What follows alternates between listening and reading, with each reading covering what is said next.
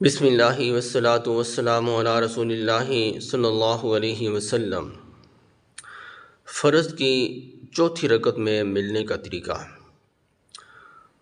جب آپ مسجد میں آئیں تو 3 رکعتیں ہو چکی ہوں، چوتھی رکعت میں آپ جماعت میں شامل ہوئے تو آپ نے 1 رکعت جماعت کے ساتھ پڑھی ہے اور 3 رکعتیں آپ کی رہ چکی ہیں۔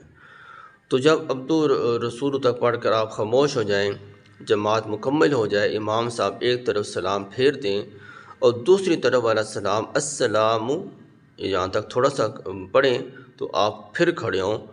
ایس جلدی سے کھڑا نہیں ہونا۔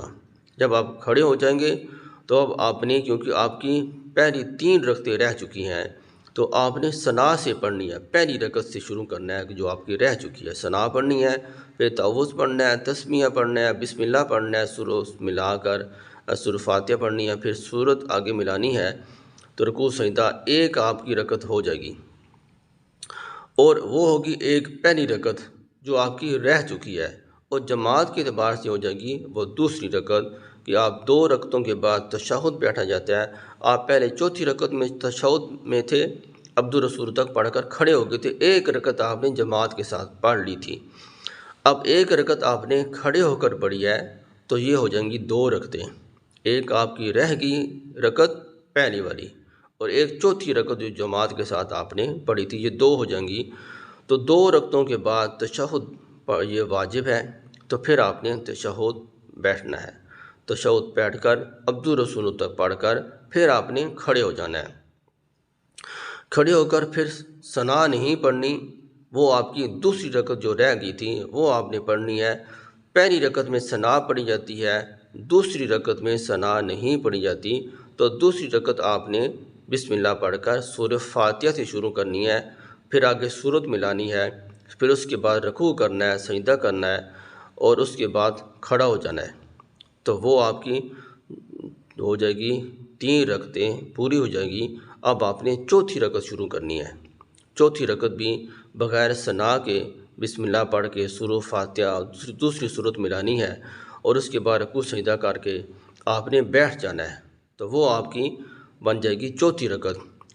دوسری رکعت میں آپ نے بیٹھ کر تشہد پڑھنا ہے، پھر کھڑے ہو جانا ہے تیسری رکعت کے لیے، پھر چوتھی رکعت کے لیے، اور اس کے بعد آخری تشہد پڑھنا ہے۔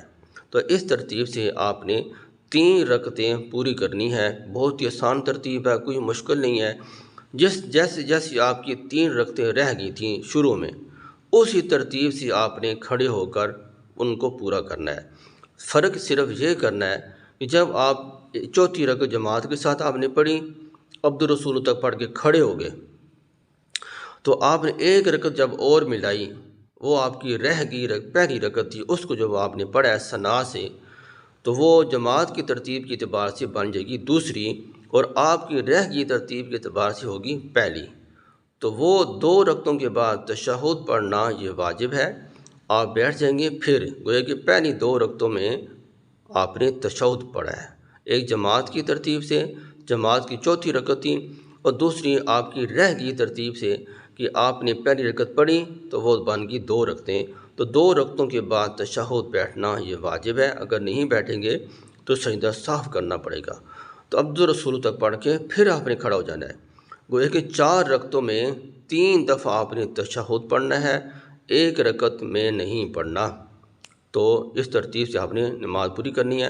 پھر 2 رکعتوں کے بعد جب آپ کھڑے ہو جائیں گے، پھر آپ نے بسم اللہ پڑھ کے سورہ فاتحہ پڑھنی ہے، آگے سورت ملانی ہے، وہ آپ کی ہوگی رہ کی ترتیب سے دوسری رکعت، اور جماعت کی ترتیب سے بن جائے گی تیسری رکعت، اور اس کے بعد پھر آپ نے کھڑے ہو کر پھر چوتھی رکعت پڑھنی ہے، وہ جماعت کی ترتیب سے بن جائے گی چوتھی رکعت، اور آپ کی رہ کی ترتیب کے اعتبار سے ہوگی تیسری رکعت۔